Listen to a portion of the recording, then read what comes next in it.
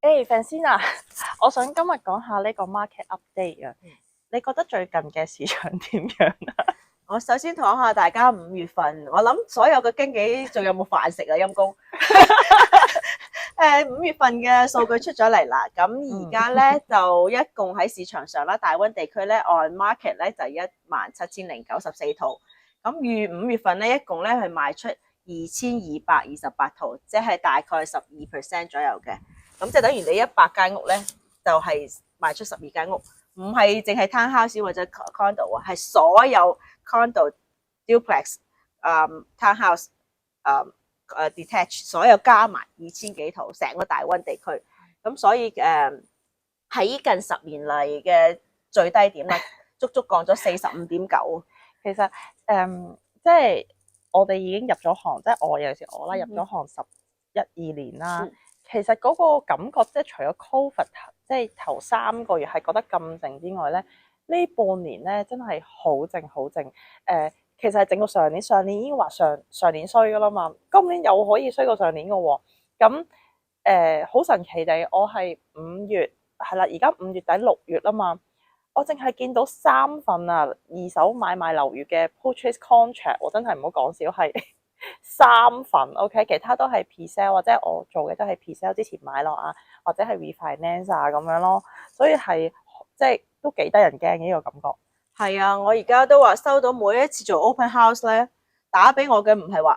請你落嚟開門啊，打俾我嘅永遠都係附近賣緊嘅啲 listing agent 打俾我。How was your open house? How many group？ 我話 1, 2, 0咁樣，我都無言啊，即係做到個人好 depressed。係咯，即係係咯，點解咧？因為我哋其實上年年底咧到今年年中咧，其實已經減咗幾次息噶啦。咁基本上係就算減咧，啲人係啲買家係冇乜反應嘅。咁但係我哋講另一個好方面啦，我哋6月咧就冇減息啦，因為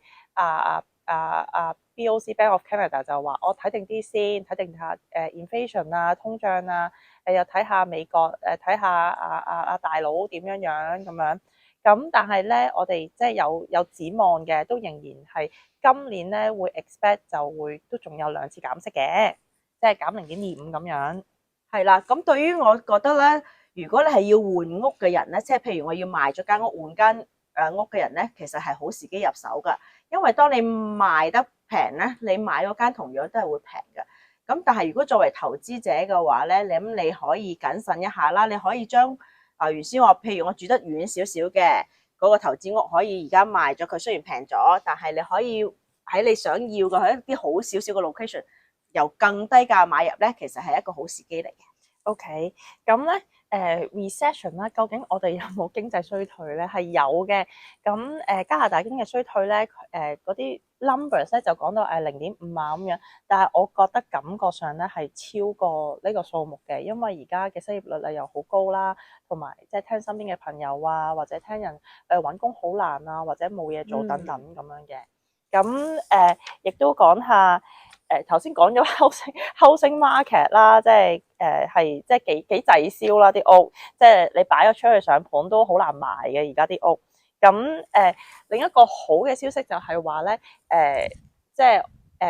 貸款即係 mortgage 有個機構叫做 OSFI。咁因為我哋而家好多人都好有壓力咁樣唔去買樓啊，咁佢就好可能咧就會有機會考慮減低呢個壓力測試嘅。而家壓力測試就係你嘅利率加2%去 qualify 啊嘛。咁有希望咧，佢係會減低少少咧，等咧啲人負擔能力咧就高啲，刺激佢哋買樓嘅。OK，咁如果各位咧對貸款自己嘅貸款嘅金額有冇增加到或者減少到咧，你可以隨時揾阿 Jenny 姐姐做翻一個新嘅一個評估嘅。OK，再傾啦，下次見啦，拜拜。